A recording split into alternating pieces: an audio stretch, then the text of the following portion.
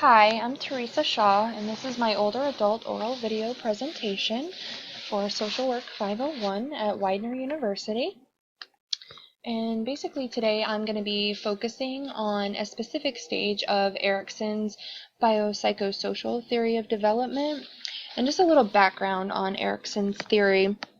He expanded upon Sigmund Freud's theory, and Erikson centered and focused his research and his theory development on psychosocial development. And basically, he believes that people experience conflict in each of these stages, and the conflicts are centered on helping to develop a psychological quality, and if they fail to develop that quality successfully, that will hinder them into the next stages of their life. And we're going to focus on stage 4, industry versus inferiority. And this is from ages about 6 to 12 years old. And in this stage, children are learning. They need to have a positive experiences, and they need to feel a sense of accomplishment. Children who experience repeated failures in this stage tend to develop a sense of inferiority. And that sense of inferiority can come from actual failures or from failures that are placed on them by other people, saying that they are a failure, or that they're a bad person, or that they're a bad child. Those kind of things stick with them if they let it. If they don't get past that conflict, then they will basically have lower self-esteem and things like that. So if they don't reach that industry in this stage, they're more likely to have issues in education. They're also likely to be less likely to be successful later in life, whether it's college or in their career or in their families. So this is a little bit about my interviewee. I interviewed him for about 55 minutes. And in that conversation, I really learned a lot about him. I've known him for about 10 years, but I really learned more about his life and his experiences than I ever would have without this assignment.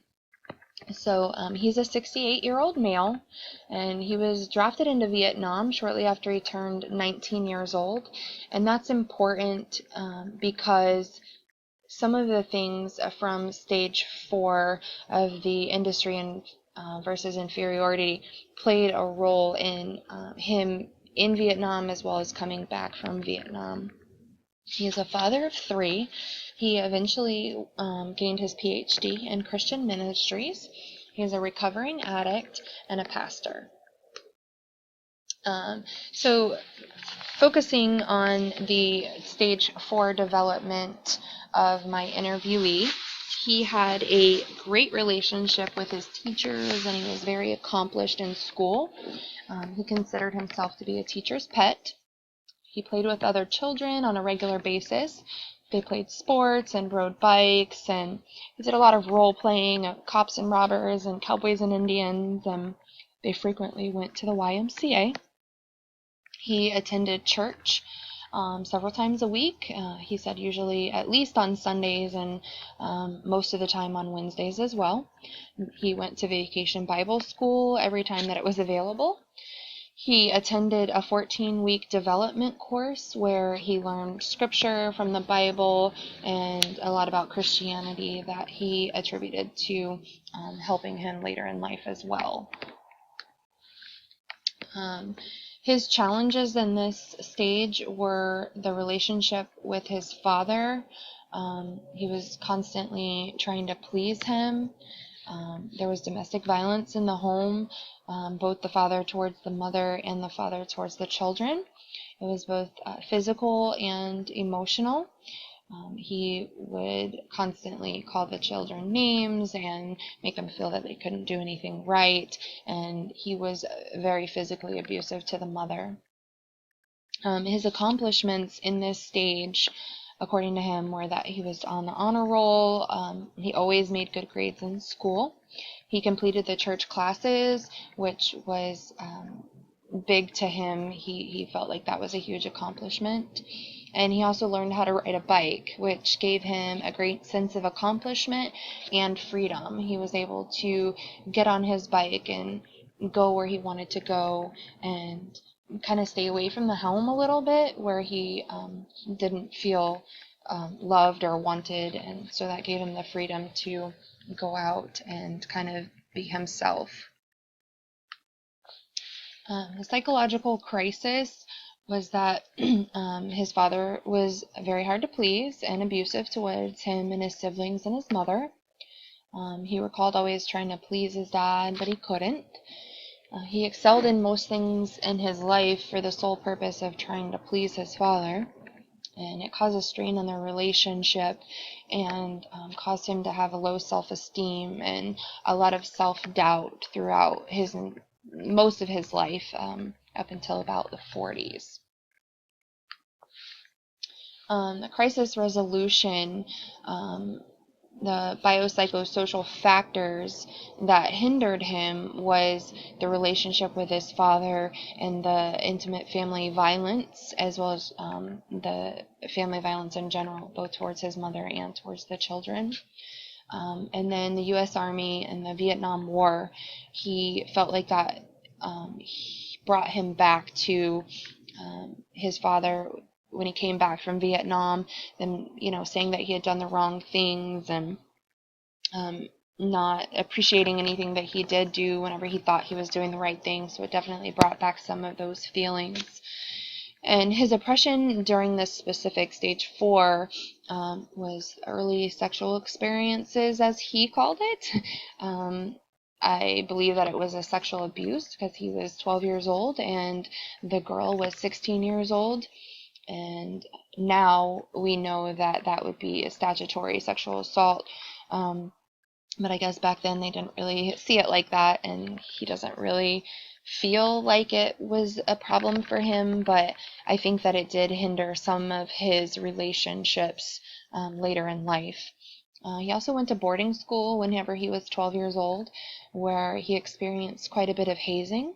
He felt like he didn't really fit in with the other children because he was more quiet, and a lot of them were there because they had behavioral issues and things like that. And he was sent to boarding school because he was defending his mother and ended up getting into a confrontation with his father, and his father sent him away to boarding school.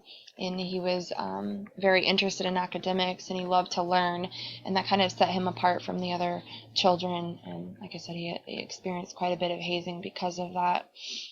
He also became addicted to drugs after he came back from Vietnam. He was introduced to heroin while he was in Vietnam, but he says that the addiction didn't really start until he came back from Vietnam and felt that self-loathing and low self-esteem and doubt about, why he had been over there and things like that. And that, again, brought up a lot of the issues with his father.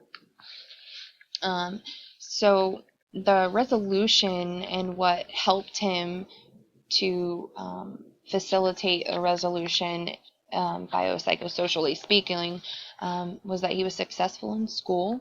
He gained a lot of praise from his teachers. He was also active in the church throughout his life, and he had good relationships with the church members. He was active in the community and the YMCA.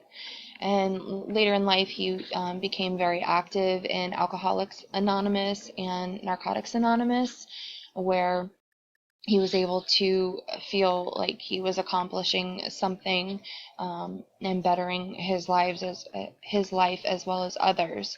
So these community entities helped him to facilitate that resolution beyond the inferiority and helped him to come to the industry stage where he was able to be successful later in life.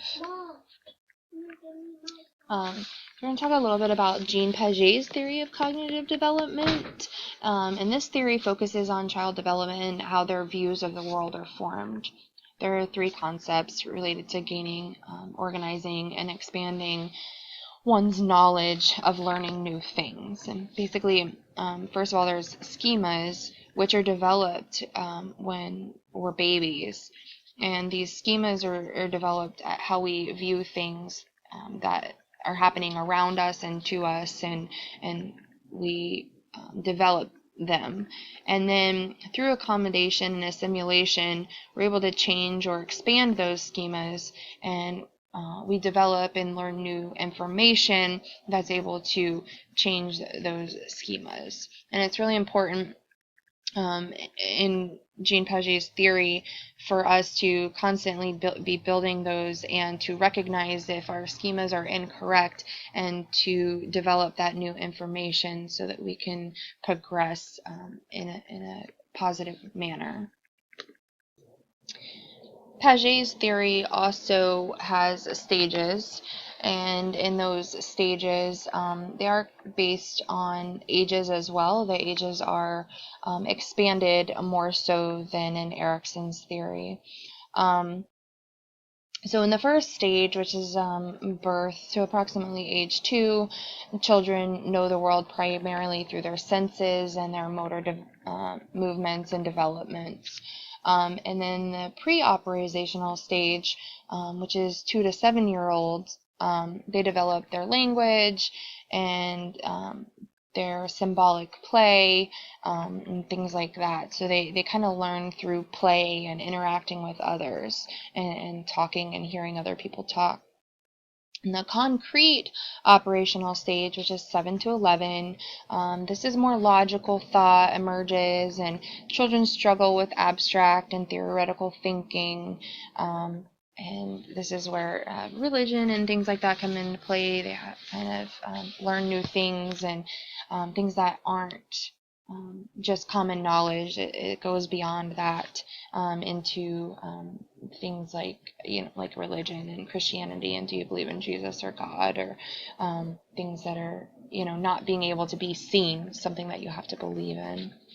And then the formal operation stage, which is 12 years old into adulthood, they adapt and abstract thought and deductive reasoning.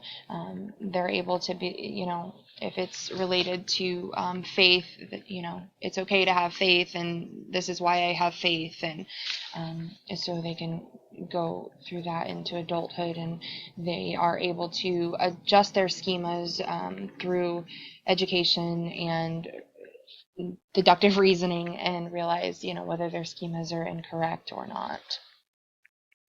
And they can change those schemas to be more productive. So the theory limitations, I chose Erikson's theory because even though he expanded on other theories, I feel like his theory could be expanded upon even more. It doesn't take into consideration any developmental disabilities that someone may have and how that could affect the different stages. And also, in my interviewee's experience, this is what made me really think of this. A person could have an experience later in life that could change things for them. They can develop areas that were not developed in the proper time period and still reach the desired result later in life. My interviewee found this in Alcoholics Anonymous and Narcotics Anonymous. He was able to basically go back through and work through all of the issues that he had with his father and all of his self-esteem issues and self-doubt issues and self-loathing, and he was able to realize that he is a good person and that his father is one person, and also his religion and his ministries help that as well, because he found that, if God is a loving God and God, believes in me and feels that, I'm worthy, then I am. And so he felt like his father's approval didn't matter as much anymore, because in the end he's human, and he, has a right to not be perfect. And so he was really able to move past that and become a drug and alcohol counselor, for many, many years. He's still actually on the board of several AA and NA projects throughout where he lives. And he also finished his doctorate in Christian ministries, and he was a pastor for about 20 years. And his greatest life accomplishment, he felt like, was that he was able to take a lot of his experiences and minister to others, whether it's in the Christian ministry or in Alcoholics Anonymous or Narcotics Anonymous. I also feel like it's important to share a little bit of a conversation that we had after the interview was done, and he was asking me about the project and stuff, and we talked about the different stages, and I was explaining them to him because he was interested, and I found it very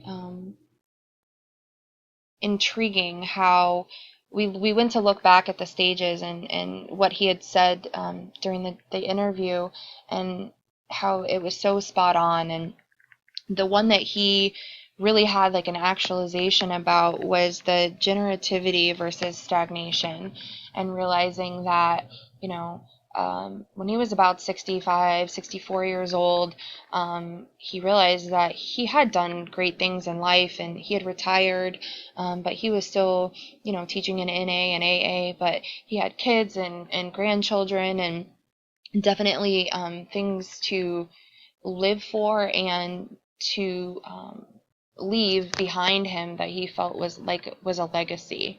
And he felt like that definitely put him into the next stage successfully, where even though he's had a lot of health problems recently, he's had several heart attacks and strokes, he feels like he's able to hold on to that integrity, and he hasn't let despair get to him, because he feels like he went through all of the other stages pretty well. And even though he had to go back and work some of that through with the Christianity, Alcoholics Anonymous, and Narcotics Anonymous, he definitely feels like he has had a good life, and he's able to hold his head up high, and he doesn't fear, death or dying, and he just looks forward to every day being able to spend time with his family and do the last things that he can. So I just thought that was very, very interesting, how when we look back through the stages and the things that he had said, how it really all came together and made sense. So I hope you guys enjoyed my presentation. The next couple of slides are just my references. I had read quite a few articles, a lot of them on domestic violence and how it would hinder, and also on the disabilities, because I was very interested in that, to see if Erickson had any ideas, or if that was integrated in all in his theory with developmental or physical disabilities. And the last one is just the picture that I used on the second slide. Thank you all so much.